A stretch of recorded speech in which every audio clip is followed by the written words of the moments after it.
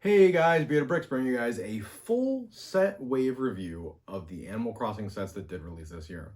After about 6 months of getting all these sets and actually trying to find them in stores, as opposed to buying them online where I could have had them all on release, I wanted to see how difficult it would be to buy these sets, as typically when a new theme comes out, much like the D&D and now this, it's very difficult to find those sets, at least in a physical location, unless you go on release day.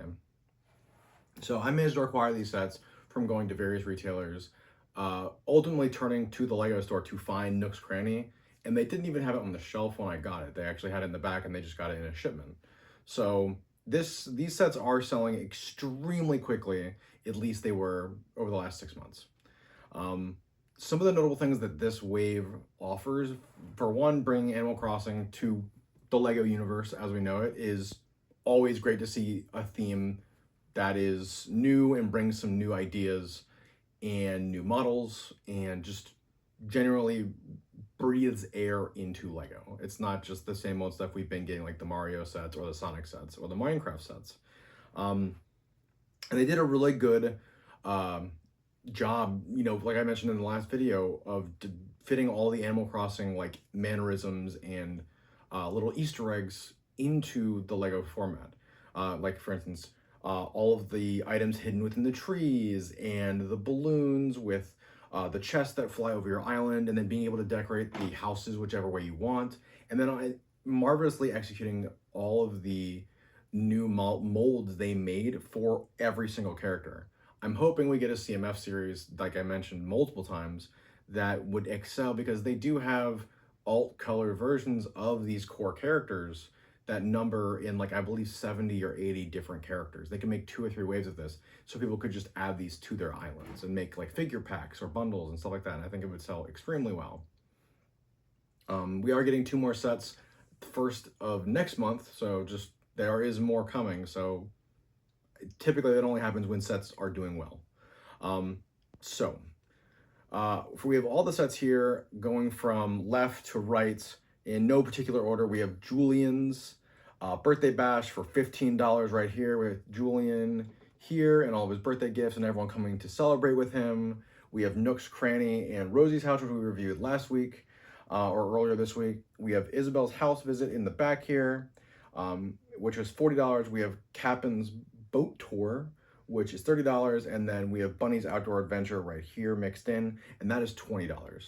I forgot to mention that Julian's is actually $15. Now, one of the most approachable avenues for this whole wave and why I recommend it so much is got the price per piece and what you're getting as far as value. It's definitely there. Like, they have a price organization that other Lego themes would die to have. $15, $20, $30, $40, and $75. And I believe the new sets are even between $20 and $40 that are coming out next month. That's awesome. Having no sets over $100 means that anyone who has little kids or likes Animal Crossing can afford these sets without, taking out a mortgage or really going out of their way and spending too much money like they would on Star Wars, Marvel, or Harry Potter. Now, these sets, I would say, I would at least hold them to the Lego City sets. They're priced pretty well. You get a good amount of figures with each set, but more importantly, they have the same building design that Lego City does, where you'll get the front half of a building with 3 sets of walls and then some customization inside, and then no back wall for that building. I think that design for Animal Crossing fits really well because of the whole idea of you want to be able to customize and change the furniture out. Obviously, I'm always a person that likes to get more for what I'm paying for. That's always what I'm gonna always want more things. I think it would be really cool with some of these sets if Lego included extra furniture that you don't use, so that you can actually choose the aesthetic you want and take pieces of furniture and put them in other builds without you having to go buy the parts separately to do that. Like I said, they could do figure packs, furniture packs. They could do a ton of stuff to really revitalize these sets if they start slowing down as far as people picking them up. The diversity in the tiles is really cool. You got the desert tiles, you have the different types of grass tiles, which typically in the game is based on the seasons, or generally just like when your island generates, you can have 2 or 3 different tones of grass throughout your island, and as you play through it, you can change them.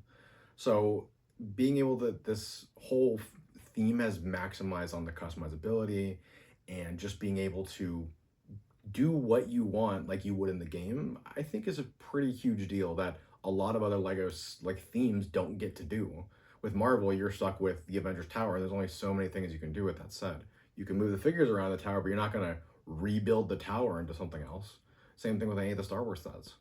Um, and the fact that there's so many different um, I'm trying to think of the right word, but the fact that there's so many, like a very diverse number of these sets, as far as like one's a birthday party, one's a building, one's an outdoor camping site, one's someone taking a boat. There's so many different like fun aesthetics to each build that make them unique. While as with Lego City, you're getting city buildings. With Star Wars, you're getting Star Wars stuff. And like most of the time, you're getting a turret or a smaller build and a handful of figures, or you're getting a singular ship. But with each of these sets, you're getting a completely different experience. There's not many other themes, maybe besides Harry Potter or Monkey Kid, that do those things. Um, I mean, as far as a review goes for this wave, I would absolutely say that this wave is absolutely worth buying. Getting all the sets and having a small little display in your living room next to your, game consoles or your Switch, or just in your room on a shelf because they'll all fit nicely all together.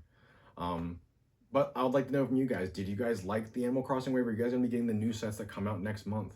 I'd love to hear from you guys down in the comments. Don't forget to like, subscribe, hit the notification bell so you guys see all my future videos. And as always, I've been Bearded Bricks, and I'll see you guys in the next one.